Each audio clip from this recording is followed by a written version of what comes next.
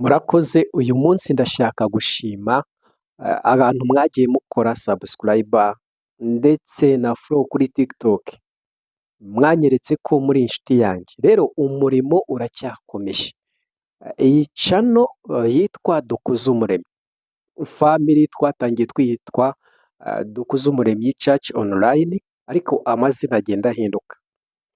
Icyo tugamije turashaka kuvuga ubutumwa bwiza, turashaka kuvuga gukora kw'Imana, kuko abantu muri iyi minsi bari mu byaha, bari mu bishuko, bari mu binezeza umubiri, bibagiwe yuko hari umubiri wo mu mwuka.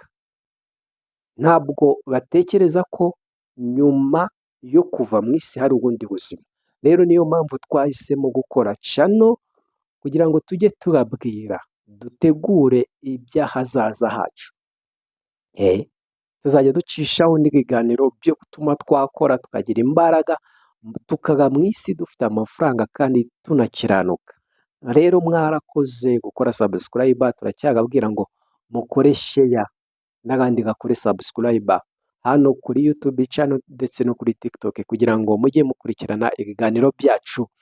Ntabwo nagenda nagabwiye ijambo ry'Imana. Hari ijambo ry'Imana riboneka muri Zaburi ya 12 ku murongo wa 6, harimo ijambo rivuga ngo kubwo gutaka k'umunyamubabaro, kubwo gusuhuza umutima k'umukene, ngo nonaha Uwiteka arahagurutse, hari ibyo aje gukora ku buzima bwawe. Rero Imana nize hagira ibintu ikora ku buzima bwawe, ubwawe udashoboye gukora.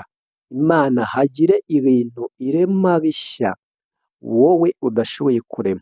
Imana niyo yonyine ibishoboye. Murakoze cyane, mugire umunsi mwiza, naha nimugoroba. Bye.